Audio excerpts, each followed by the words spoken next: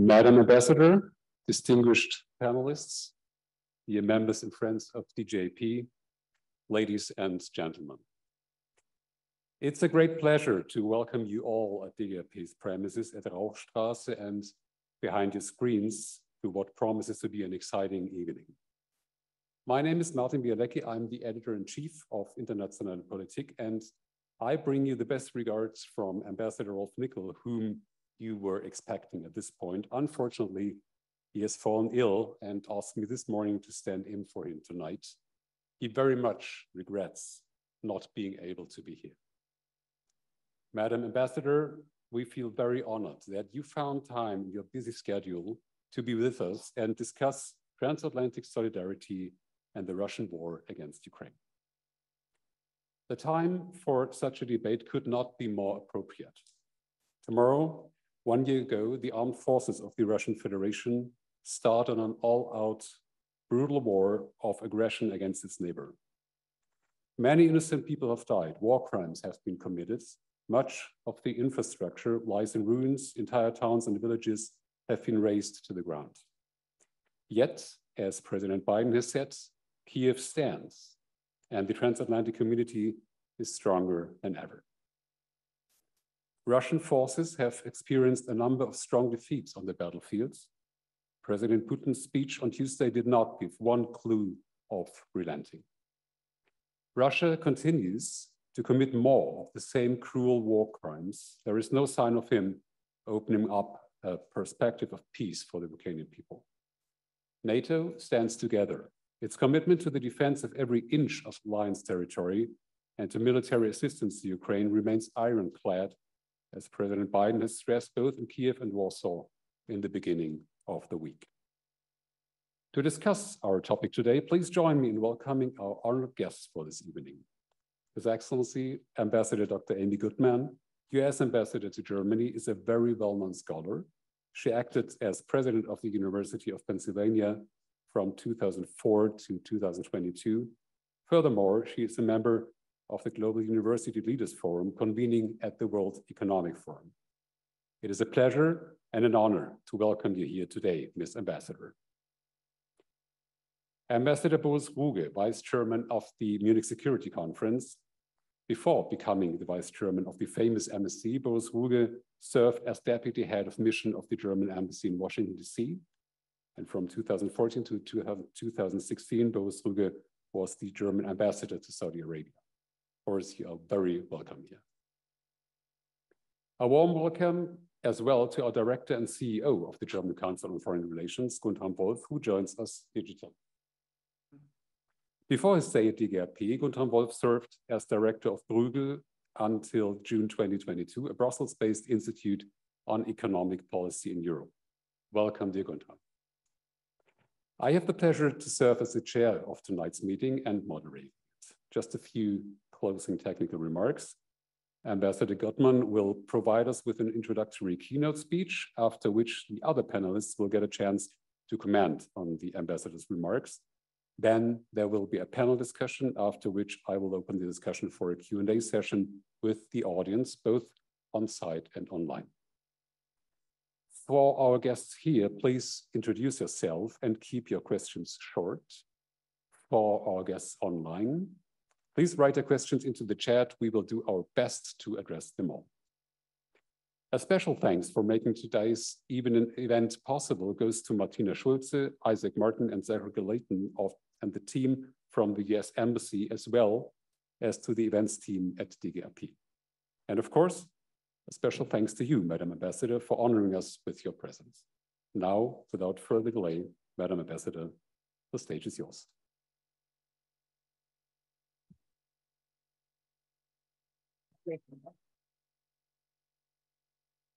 Thank you, Martin Bialecki. Thank you so much for that kind introduction.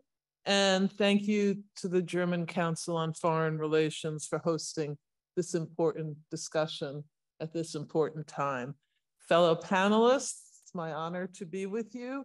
Colleagues and friends, I very much appreciate your support for this event and even more for the cause that is punctuating our times. Ladies and gentlemen, Tonight marks the eve of the one-year anniversary of Putin's brutal war in Ukraine, the largest land war in Europe since World War II. Let us remember that, like Germany, Ukraine is a sovereign, democratic European state, one that threatens no one. Russian disinformation wants to make the world question these simple facts, but we know better. This is a war that has seen one state actor, Russia, put at risk the rules and norms which, since the end of World War II, have provided unprecedented security and prosperity for people all around the world. We're all threatened now every day for the last 365 days that Putin has gotten out of bed every morning and has decided to keep pressing ahead with this brutal, senseless, and illegal war. My message tonight is, what a difference a year makes. The countless acts of Russian aggression against Ukrainian people are egregious. The physical scale of brutality is staggering, and the moral costs of Russian aggression are even greater. From the starting days of this unprecedented war, Russian forces and mercenaries have engaged in atrocities without shame and war crimes without impunity. Their legal actions are an assault on our common values and our common humanity, and we will make sure that they are held to account. So war crimes without compunction, but there will be an account. And I will get to that in a moment. Our shared values demand that we do everything we can to hold those responsible for these crimes accountable. There can be no impunity. Russians are also feeling the reverberations of this senseless war, Putin's war of choice. Despite what President Putin said this week, the United States and the nations of Europe do not seek to control or to destroy Russia. A year ago at the Munich Security Conference, Vice President Harris publicly announced, and I quote, "We stand in this decisive moment with all eyes on Ukraine." As Putin lined up his forces and circled Ukraine, many were still wondering about his intentions. Would our best efforts to urge Moscow to come to its better senses work? How would NATO, how would our allies and partners react in the likely event of a Russian invasion? That was a time of questioning. What a difference a year makes. Putin thought he could divide us. Instead, we're stronger and more united than ever. Russian troops thought they could storm into Kyiv and install a puppet government. Instead, the inhabitants of that city and many more cities have shown their would-be invaders that Ukrainian democracy was real, it is real, and it is worth fighting for. The Kremlin thought it could hold the world hostage through energy. Instead, America's allies and partners in Europe, you all sitting here, took the necessary steps to eliminate dependence on Russian gas. In the process, you have lit the way to a greener future, a future that is necessary to save our planet. So much so that Vice President Harris could proudly declare last weekend at this year's Munich Security Conference that Kyiv is still standing Russia is weakened, the transatlantic alliance is stronger than ever. And most importantly, the spirit of the Ukrainian people endures. What a difference a year can make.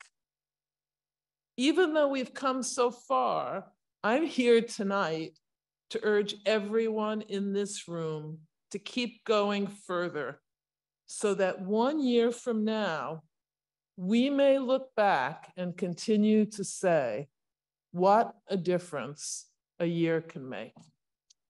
What we have witnessed over the past year is nothing short of historic. It is proof perfect that our shared values, our shared interests, and most importantly, our shared morality, our common humanity, our dignity, transcends national boundaries and demands that we do our utmost to stand with Ukraine. Now, there are not enough words to fully describe my admiration for the Ukrainian people's courage in the face of Putin's brutality. But permit me to say a few choice words here tonight in the spirit of our essential ethical unity. Ukraine today is a country of heroes. And they didn't ask to be heroes. They're heroes who continue to face brutal aggression. The agents of that aggression must be held to account. We know that Russia's forces have committed execution-style killings of Ukrainian men, women, and children. We know they're torturing civilians in detention through beatings, through electrocution, and mock executions, as well as rape. Russian officials have deported hundreds of thousands of Ukrainian civilians to Russia, including children who have been forcibly separated from their families. These acts are not random, they are not spontaneous. They are part of Kremlin's widespread and systematic attack against Ukraine's civilian population. Against our Ukrainian brethren, Russia is carrying out nothing short of crimes against humanity. The extent of human suffering inflicted by the Kremlin on the Ukrainian civilian population is staggering. It's absolutely staggering. And I stand here this evening to say that our shared and most basic moral values, our shared humanity, demand that we do everything we can to hold accountable all those responsible for these crimes. There can be no impunity. Together, we will help defend Ukraine's democracy and sovereignty. The United States of America, a country I have always been proud of, but never more proud than now, will work with Germany and all our transatlantic partners to pursue peace and justice for the people of Ukraine. And we will all stand with Ukraine, as both President Biden and Chancellor Scholz have repeatedly said, for as long as it takes. Slava Ukraina.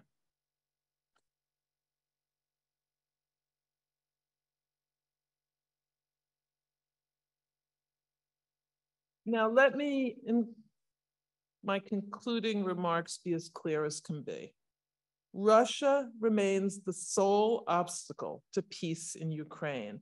Russia's savage attacks on Ukraine are the latest demonstration that President Putin currently has no interest in meaningful diplomacy, that short of erasing Ukraine's independence, he will try to force Ukraine into a frozen conflict, lock in his gains, rest and refit his forces, and then at some point attack again.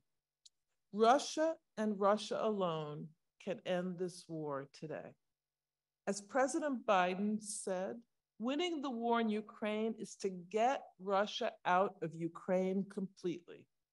recognize Ukraine's sovereignty and Ukraine's independence. And as our president underscored in his historic visits to Kyiv and to Warsaw just this past week, the moral imperative placed before us compels us to act now, and to act until Ukraine determines victory has been achieved. This fight in Ukraine has far-reaching global ramifications. At stake are the basic moral foundations of freedom, sovereignty, security, the rule of law, and human rights at home and around the world. The United States will continue to support Ukraine for as long as it takes for Ukraine to defend itself, so Ukraine can be in the strongest possible position at the negotiating table when the time comes, so that Ukraine can then rebuild and continue to strengthen its democracy. You may know, if you know me at all, that I like to quote a fellow Pennsylvanian, Benjamin Franklin. And so as we stand on the doorstep of the one-year attack of Russia's brutal war in Ukraine, please allow me to draw upon one of his more famous sayings. Lost time is never found again. Lost time is never found again. A year of senseless and unprovoked violence represents a year lost for countless Ukrainians and others affected by this war. Think about what our Ukrainian brothers and sisters have missed. Think about it. Birthdays, weddings, celebrations together, a safe home, warm meals filled with laughter of friends and family. A year they could have been pursuing their livelihoods, but instead were conscripted or forced to leave. Yet lost time is the best case. Estimates put the loss of lives in the hundreds of thousands, many of them civilians in this brutal war, Putin's war. Time, however, is not on Putin's side. Ukrainians will continue to be tried and tested as they have been over this past year. Transatlantic unity will continue to be tried and tested as it has been over this past year. But I am certain, and I believe you all should be certain, as I am sure our president is certain, I am certain that Ukraine will rise to the task, and we will rise to the task in support of Ukraine and in support of our fellow citizens. What a difference a year can make. And so, as we recognize tomorrow's solemn anniversary, let us all remember the enormous human cost of this war, and let us draw strength from the examples of brave Ukrainians as we demonstrate our collective solidarity with their historic fight. Now that we all know what a difference a year makes, I look forward to working with all of you and many more to make the next year count even more. Thank you. Thank you. Thank you.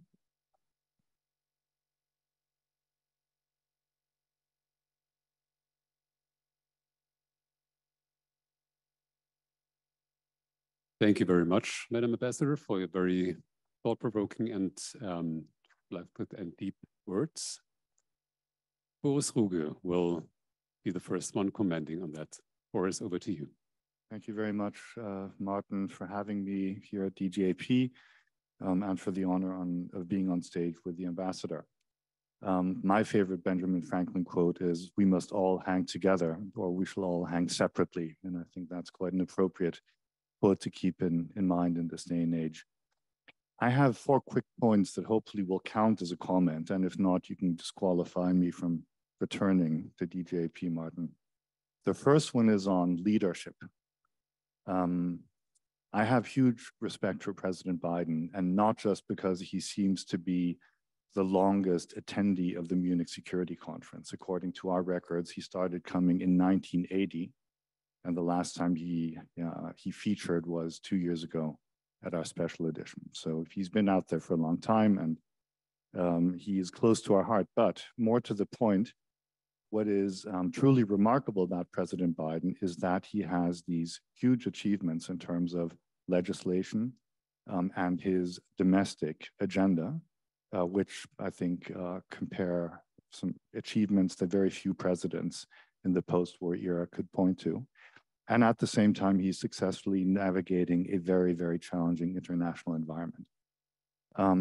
Also, President Biden has a moral compass, and my wife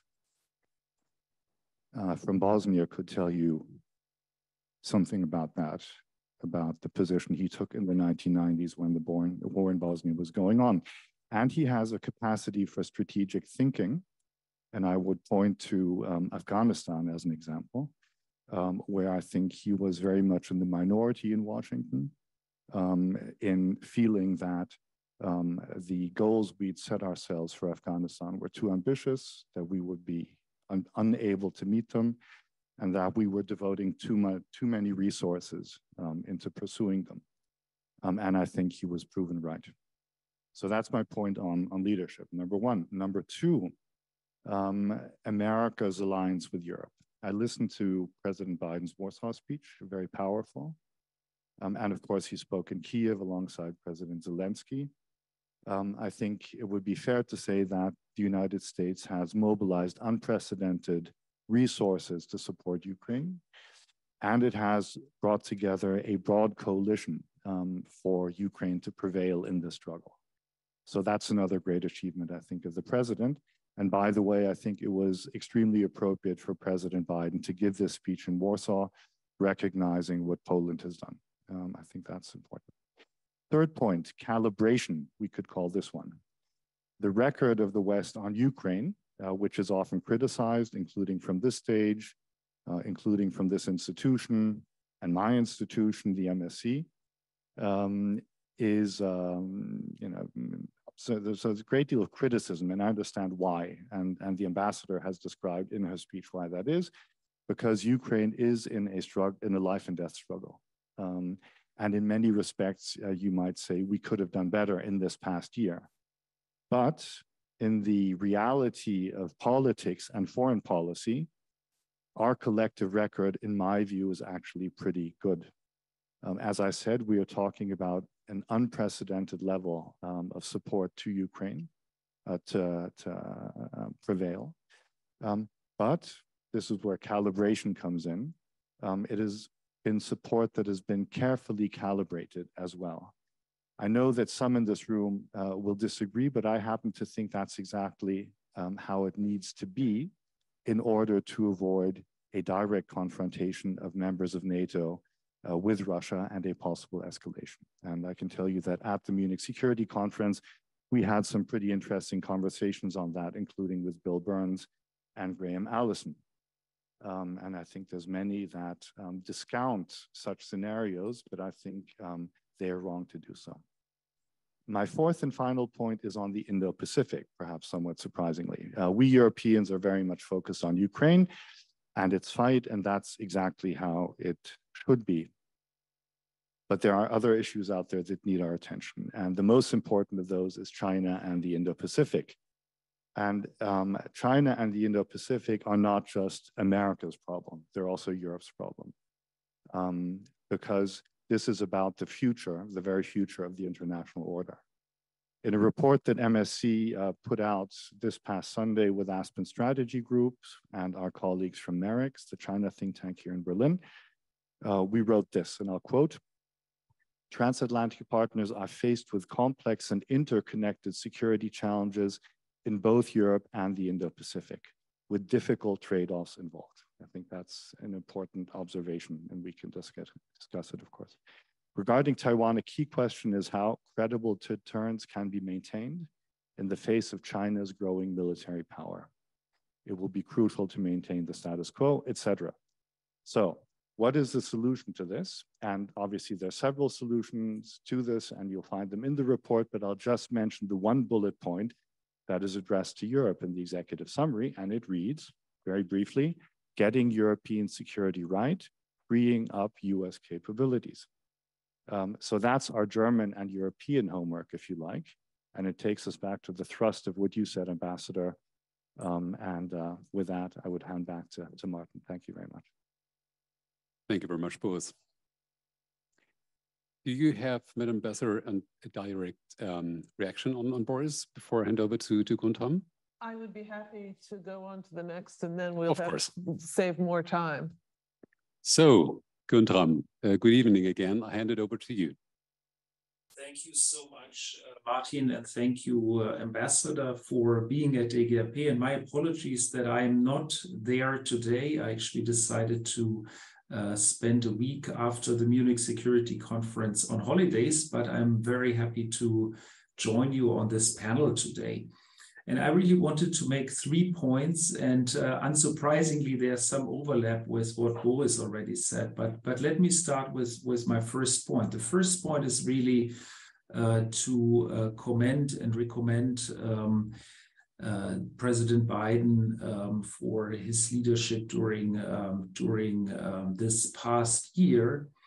I'm convinced that without the strong support provided by the United States, Russian troops might by now be at the borders of the European Union, with huge implications for our own security, not just for obviously huge implications for Ukraine, but also huge implications for our security and very costly implications that are difficult to quantify for all of us. So I think we really need to be grateful for the leadership of holding the Union together and supporting Ukraine so strongly.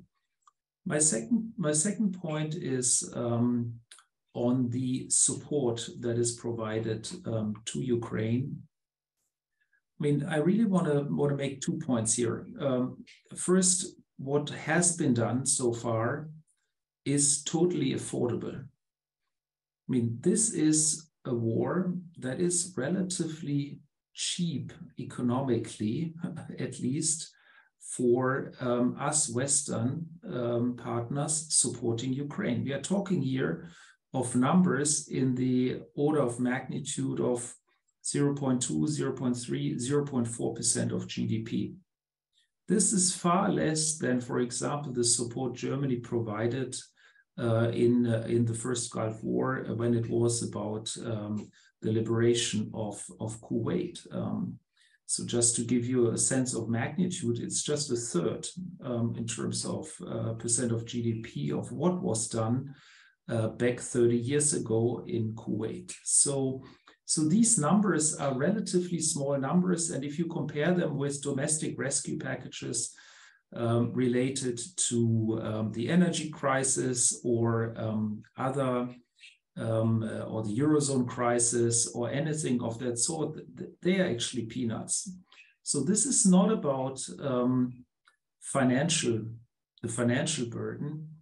This is about calibrating the politics and the logistics correctly. And that brings me to my question, my second point, and that is second remark, which is about whose time who has really a time advantage.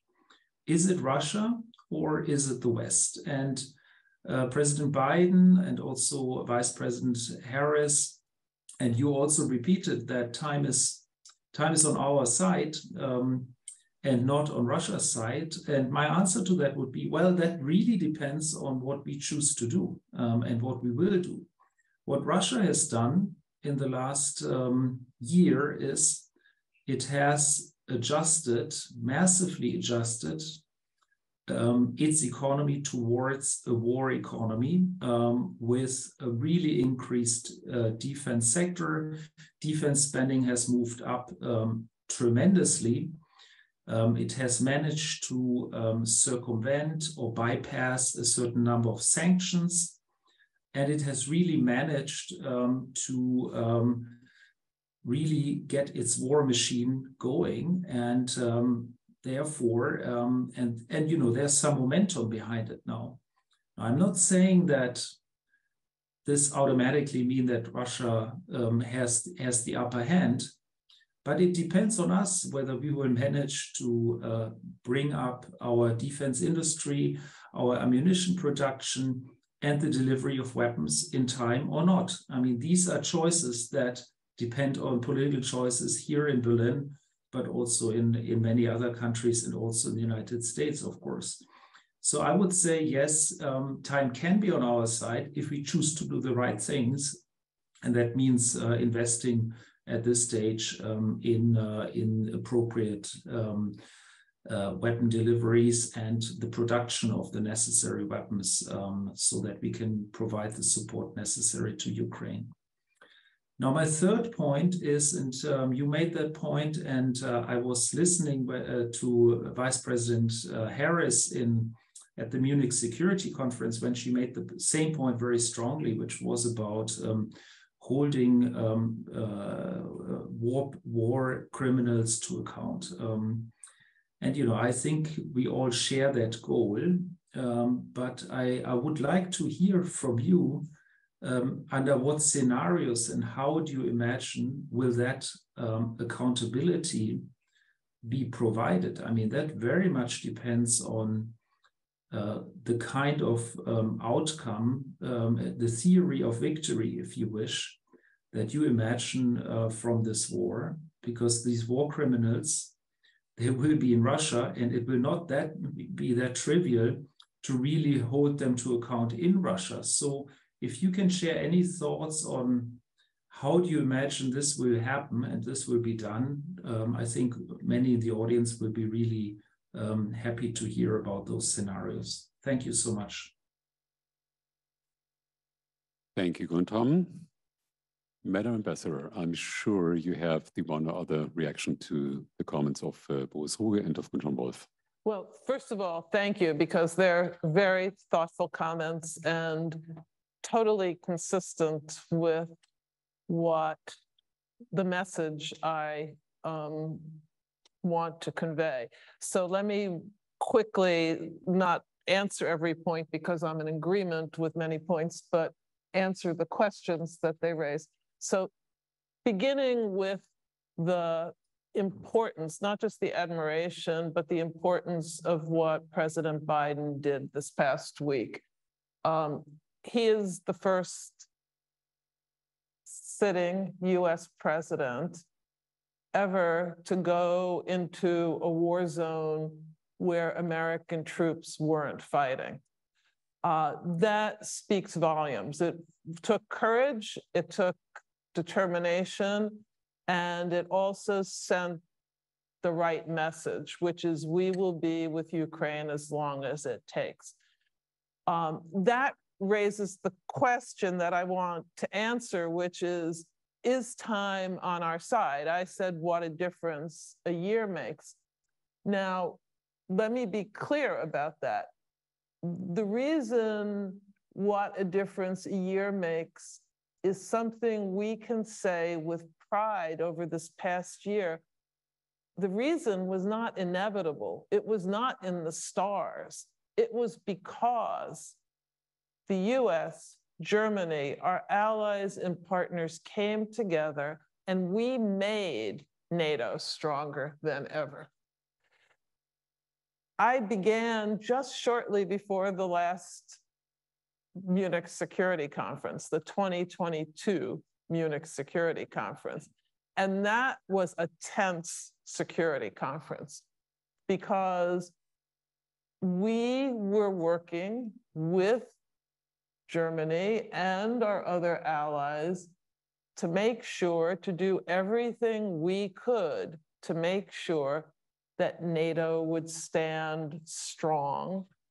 We were rightly assured by Germany that Germany would be with us, and Germany has stepped up big time. Germany was, if not the most dependent, one of the most dependent countries on Russian gas and oil, and it will be among the least, if not the least dependent, at the same time as it's pursuing an agenda that the globe also needs to go green, to combat climate change. So that's a huge deal. Now, you asked, what about next year? Is time on our side?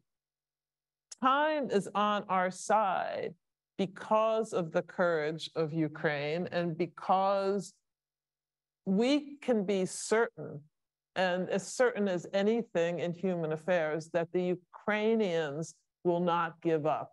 The more Putin does, the more determined they are and will be to fight for their country and for their democracy and their sovereignty. And I am confident that we will continue.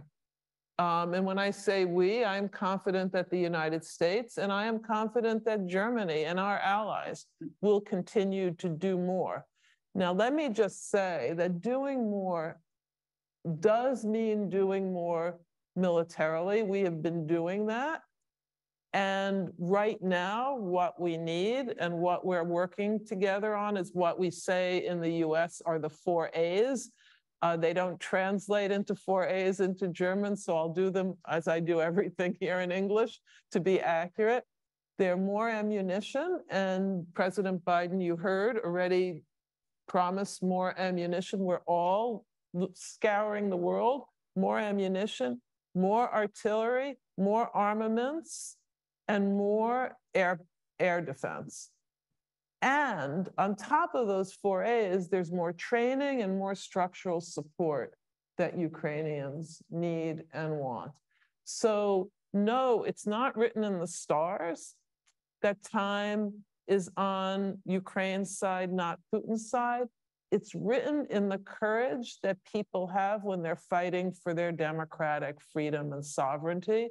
And it's written in the groundwork that we've laid and we have to build on of NATO, which is the strongest defensive alliance in the history of the earth, and it's become stronger.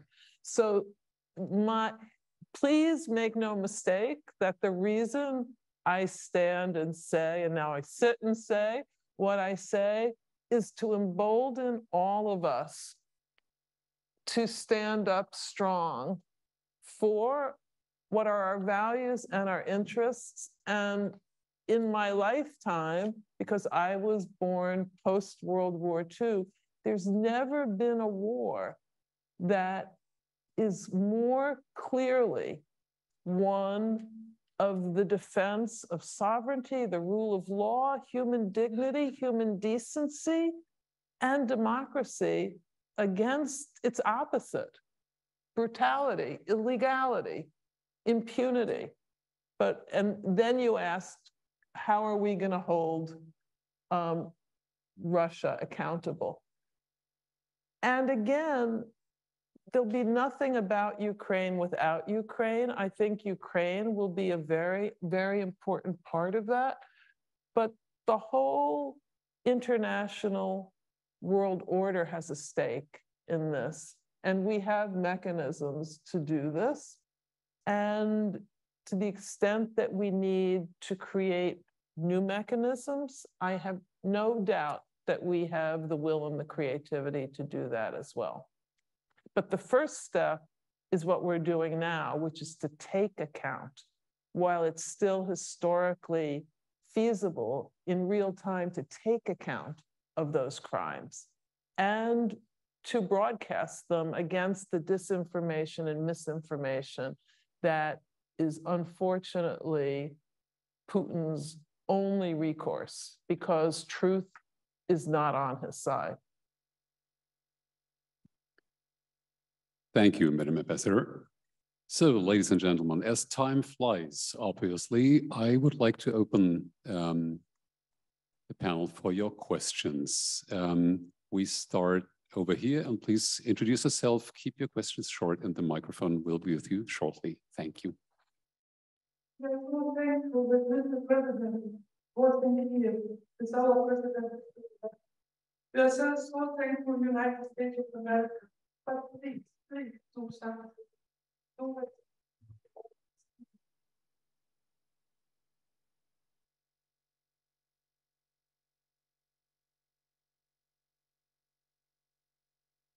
We are committed to doing everything we can to stand with Ukraine and support Ukraine. And being the mother of 9 children, I can only imagine how hard it is for you to endure every day longer that this war goes on. So your message is absolutely right. We want to, we will, and we must do everything we can to help Ukraine defend itself against Putin's war. Slava Ukraine. Thank you. We go the second row, please. Washington correspondent for Deutsche Welle. Indeed, the United States is the largest contributor, both financially and when it comes to defense equipment and armament for Ukraine. The question is, when you say that pledge is that the United States will stand with Ukraine for as long as it takes, what's your expectation once Ukraine has managed to defend itself towards your European allies, and particularly Germany? Will Europe have to take over then? And you will probably turn your attention towards Asia. And the other question really is, with Ukraine being a country that may join the European Union, what's your expectation beyond that? One thing that I think is very important to underscore is that supporting Ukraine means more than supporting it militarily. It means more than the economic sanctions. We have 9 packages out of the EU that the US is also supportive of, and the 10th one, it's on its way. And it's also humanitarian support. And I am in great admiration of the German people who have opened their hearts and their houses to over 1 million Ukrainian refugees, the second largest diaspora of Ukrainians since the war, second to Poland. All of that is ongoing. And you ask about once the war is over, we are already beginning to not just talk, but to also join together with other countries in thinking about what kind of reconstruction is going to be necessary for Ukraine. And that is something that it's not only European countries, but it is European countries and the US and other members of NATO and beyond who will and are coming together with Ukraine and working on that. So I see that as something that is essential part of the support of Ukraine. And then, so we are a country that has, it is true, you talked about the Indo-Pacific, that China targets the US as prime, its prime target. But let me just say that nobody in Germany or Europe is should be under the misimpression that China respects the intellectual property, the free and fair trade of other countries as well. So I don't think of this as, and my country doesn't think of this as a war that once a peace is declared, we are no longer concerned with, far from it. So, and what was you had a second question? Actually, I'll change my. No, don't. In which case, let's not do it. I mean, why don't you ask yourself? You spoke of lost time is never found again. Yeah. Was your experience of Germany ever that it lost time over the past year? Oh, I am enormous admiration of what my country, what Germany and our allies have done over the past year. Germany is one of the largest contributors of military aid. It's been an essential leader in the economic sanctions, and it's priceless what it's done in terms of welcoming and enabling Ukrainian refugees. What lost time is never found again means to anybody who cares about making a difference in the world, and I know we all do, what that means is learn from the past, but don't live in it. Live in the present and the future so we make sure that we continue to do more. And that President Biden and Chancellor Scholz have the strongest, most respectful relationship in making that possible. A year ago, none of us could have imagined doing as much as we've done over the past year. But that pales in comparison to what our Ukrainian brothers and sisters have done. So we will do more, and we continue. That's why I talked about the 4 A's, the training, the support structures, the reconstruction. There is a lot more that we're going to do, and I have the utmost admiration for the leaders of your, I assume are you German?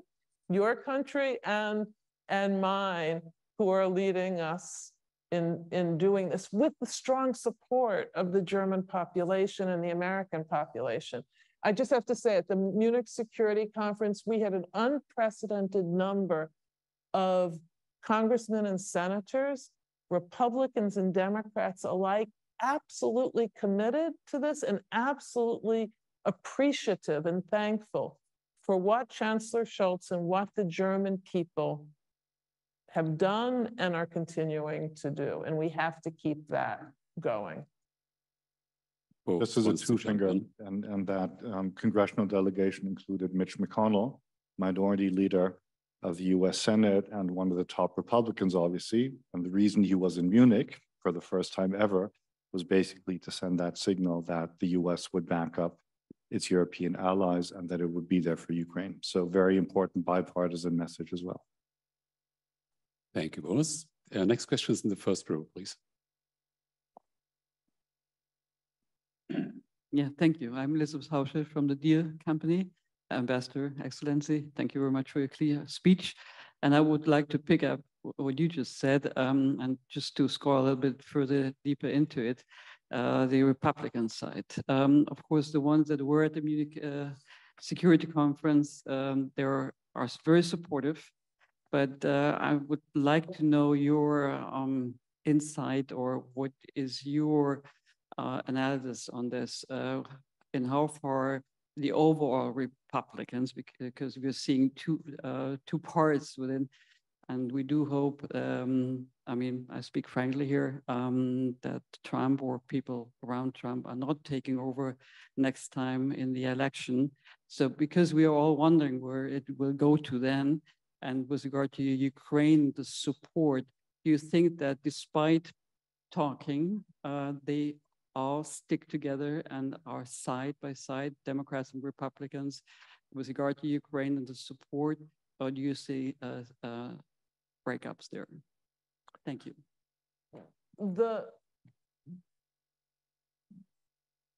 The congressmen and women and senators who came to Munich Security Conference didn't have to come. In the past, many fewer of them came. And they represent a cross-section of America. Not just the coasts and Chicago, but the heartland, Texas and Kansas and Ohio, you name it. They were at Munich, and they were there to hear what people had to say, but also to say how strongly they and their constituents support Ukraine and support NATO and support transatlantic unity. And that's, the more we show what a difference that makes, as we have over the last year, the more that's going to be the case. So that's another way in what a difference a year makes. It has really proven Germany, the US, working together in lockstep, not doing exactly the same thing because the US doesn't have 1 million Ukrainian refugees. Germany doesn't have Abrams. There are things that we each have that we do because we are committed to this. And why are we committed? Because we share values and interests, and because we know that when Ukrainians fight for their own sovereignty, they're also fighting for us. And yeah, that's right. And that's why we, it's not words of gratitude, which we have, it's deeds of, right? Deeds. And we have the most bipartisan support ever for this and for NATO and for the way forward, which is why time, if we use it wisely, which I'm sure we will, is on our side. So, ladies and gentlemen, we have 4 questions in the room, one from Paul Simon on Zoom, and only 7 minutes left. And as I want to give both Ruge and Guntram Wolff the opportunity for some closing comments, I would suggest to put these 4 questions in a row. And we start in the first, not any longer. All right. So Helmut Aust is next, please. Thank you very much, Helmut Aust. I'm a professor of law at Freie Universität and also an associate fellow here at the German Council on Foreign Relations. I would like to return to the question of accountability, and I was very grateful for your clear words in this regard. My question pertains to what the United States can do in the future, your motto, living in the present and looking to the future maybe, what it can do to overcome the impression that creating a special tribunal, for instance, would again be something of a Western project where key Western players are not subjecting themselves to the same standards in terms of international criminal law. I know that the United States cannot easily join the Rome Statute for constitutional reasons, but how do you envisage the role of the United States going forward to credibly support the project of international criminal justice? Thank you. Thank you, Helmut Aust. And on the left side, please. Thank you. Thank you. My name is Helmut Hoffmann. I'm a retired German Foreign Service official. Madam Ambassador, I have to say I'm somewhat puzzled by what I think are rather conflicting signals coming out of Washington when it comes to the strategy to pursue in this terrible conflict. And maybe you can help me to sort this out. On the one hand, it is public knowledge that Washington, together with London, spoke against accepting this compromise agreement brokered by the former Israeli Prime Minister Bennett early on in the conflict in March. And secondly, Secretary Blinken at the Munich Security Conference specifically spoke against accepting a ceasefire if a ceasefire were to come forward, on the one hand. Now, the other side is that no one other than the top soldier of the United States, that is the chairman of the Joint Chiefs of Staff, General Milley, has said publicly, actually in the presence of the Secretary of Defense, that he doesn't believe that this war can be won by either side militarily. And he actually argued in favor of starting early negotiations. And as you certainly know, the RAND Corporation has issued a study along the same lines just a few weeks ago.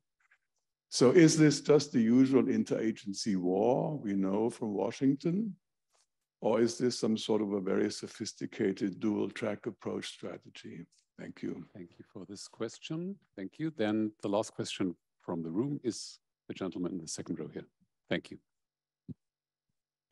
Thank you, Madam Ambassador, for your contributions and answers so far this evening. My name is Andreas Schwenk. I work for WMP Eurocom, a political communications consultancy here in Berlin. My question is, according to what was reported on US media 2 or 3 days ago, President Biden in his speech in Warsaw announced the change of US Army headquarters from Germany to Poland. Is this to be understood as a frustration about the perceived German slowness in its reaction to the war in Ukraine, or as a reaction for gratification for Poland for its speed and its reaction to the war? Thank you. Thank you. And the last question comes from Zoom, from Mr. Paul Simon. Over to you, Mr. Simon. Hello, my name is Paul Simon. I'm working at the German Parliament in Berlin. I have a question regarding the war between Russia and the Ukraine. I wanted to ask, how long do you believe will the war last between Russia and the Ukraine? And which are the factors that could shorten the war or make it even more difficult to end it? Madam Ambassador, 4 very different areas of questions. Put them together, and I may not answer each one of them completely, but I think I can answer each one of them at least partially. Russia, as President Putin makes clear, and as President Biden has said in no uncertain terms, and I completely agree with it, Russia is the sole obstacle to peace. And if Putin can decide that he wants to bring peace, it will happen. And there will be nothing about Ukraine without Ukraine. So the question about Blinken and so on is just based on a totally false premise. It's very simple. If Russia stopped invading Ukraine, and if Russia was willing to give back Ukraine and sit at the table and consider giving back Ukraine its sovereignty and its freedom, Ukraine would end this war and the war would be over. If, however, Ukraine stopped defending itself against Russia, that would be the end of Ukraine. So there is no pointing fingers at anybody else in this war. I'm sorry, things sometimes are much more complicated, but that is pretty darn simple.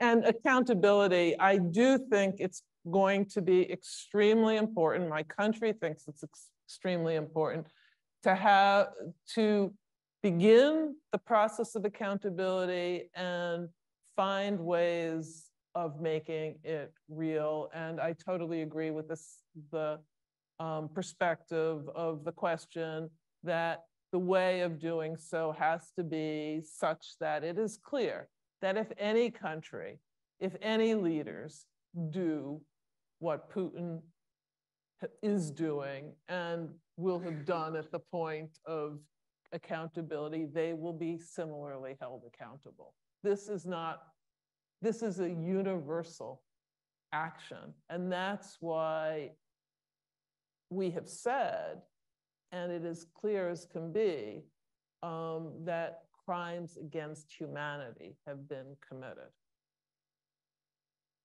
Thank you, Madam Ambassador. I want to give our distinguished panelists the chance for last comment on the remarks of Madam Ambassador. Boris, just one quick comment, Martin, on accountability, sort of following on from what the ambassador just said. My first posting as a Foreign Service officer was at our UN mission in New York, and I was the junior officer in charge of the wars going on in Croatia and Bosnia. And I remember very vividly when the UN Security Council adopted the resolution that created the International Criminal Tribunal for Yugoslavia. And at the time, I thought, this is never going to work. We're never going to get hold of these people. And in the end, lo and behold, we got all of them, basically. You know, Russia is a different category, no doubt about that. But I think there's absolutely no alternative to doing everything in terms of investigations, collecting the evidence, and creating a mechanism for accountability.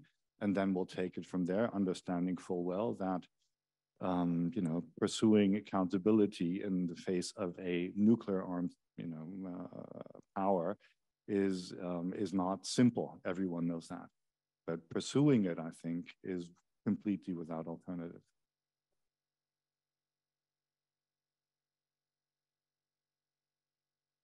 Thank you, Boris.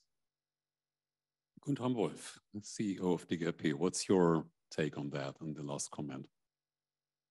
Well, I just wanted to react to one point, which is about how long this war will last. And I think we are really at a point where we should not underestimate the resources and the resolve of the Russian side at this stage. Russia is still, Vladimir Putin still seems to be in charge of his own country, of his surroundings, of his leadership. The economic resources are there. The military machine has restarted quite strongly. So this is not going to be easily over. It will require a lot of stamina from many of us to keep going, and we should not underestimate really the resolve of the other side. And so I think yes, what a difference a year makes, but there may be, if we are unlucky, that it may not be over soon. So that's the pessimistic message I want to end with. Well, as we do not want to end on a pessimistic note, Madam Ambassador has one last word. So that nobody heard me say when the war would be over. That's why we say we will be with Ukraine as long as it takes. What I will say is that there is a huge difference between a country that is inspired and courageous to fight for its own freedom and democracy, and a country that has a dictator who is using mercenaries and his own countrymen as cannon fodder. And the sanctions are making a difference. The banking system in Russia is basically dysfunctional. Putin is being deprived of resources that he needs for more and more armaments. Yes, he may continue, and I am not predicting this to be a short war, but I am saying that we have the resources to enable Ukraine, given its courage and what it's fighting for, to win. And I believe, based on the last year and based on where we are now, that time because we have the will and because Ukrainians have so much courage and determination, time is actually on our side. And that's because we have the will to make it be on our side. And there is, in history, if you look, it is almost non-existent that a dictator who is using his people as cannon fodder, and this is not foreign to Germany, wins against a world that increasingly unites to help a country fight for its survival. And let me just say, here's a piece of evidence. Putin was counting on the Finlandization. I love when President Biden said the Finlandization of NATO. And instead, he got the NATOization of Finland and of Sweden. That should tell us something, and that doesn't happen automatically. I totally agree with my wonderful colleagues here who are commenting, but it should bolster our determination and be all the more inspired by our Ukrainian sisters and brothers. So Slava Ukraina.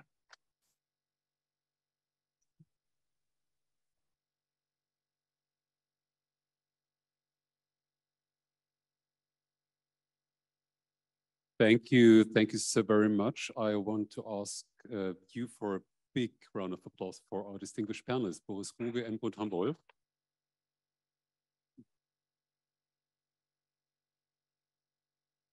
And we could not be more grateful, Madam Ambassador, for your time, for your inspiration, for your partnership, and for being with us tonight.